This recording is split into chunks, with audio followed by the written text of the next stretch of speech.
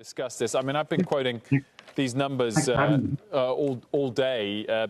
June private fundraising was 16 billion valuation for DoorDash. It was at the IPO price 102, which was already massively increased, would have been 32 billion.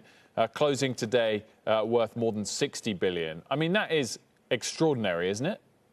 It is. It's absolutely extraordinary. I think there's a combination of events driving this whole thing. There's a fear factor in there, fear of missing out. Then there's a broader theme. There's a risk-on sentiment overall in the macro economy. So I think all that is kind of playing in here. Then there's a scarcity factor also. So all that is driving this whole thing. And it's not unlike any other of our portfolio companies that come out, especially the consumer tech companies. The expectations are way ahead of reality. They come out blazing, and then they settle back, especially after they report the quarter and people see the real numbers. So I think at this point, it's ahead. It's unusual. It's way ahead of what we had expected, or we would have expected. But I think it'll settle down at some point. But overall, it's a good statement. It shows the positive sentiment in the market, shows that people are excited about stocks right now.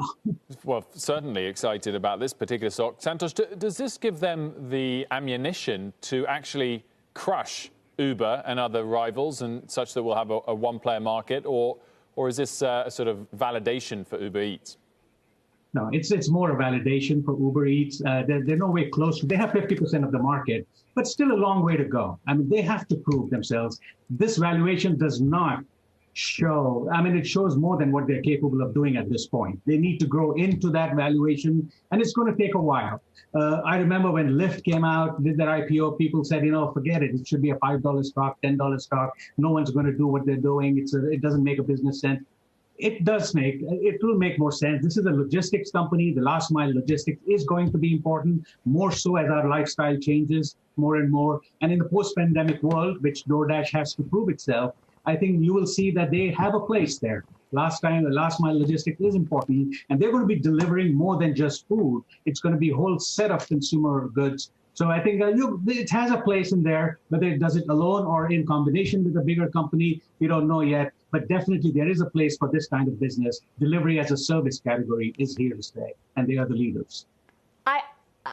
What strikes me about this whole DoorDash Wall Street bang, I mean, it really was an incredible debut, is it's emblematic of the divide that we're seeing in terms of the real economy, the winners and losers. If you think about who relies on DoorDash, it's the restaurants who are struggling and closing by the thousands in this country and having to rely on a DoorDash to get some business. It's just an interesting sort of phenomenon that we're dealing with in this economy, Santosh, which makes me think of Airbnb, which is not in that sort of winning position as a result of the pandemic, and what that might mean for its debut.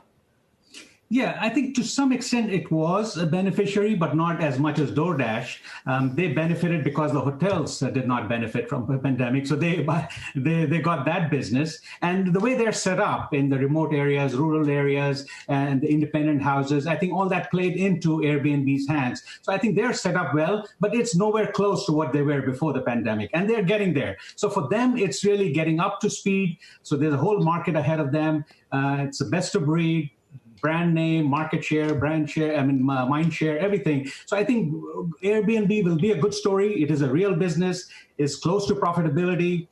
They have right-sized the business, and they manage it very well. And I think that's the beauty of this thing. The whole business model is very, I would say, very resilient, and they've managed the whole thing very well, and they're very well set up for the post-pandemic world.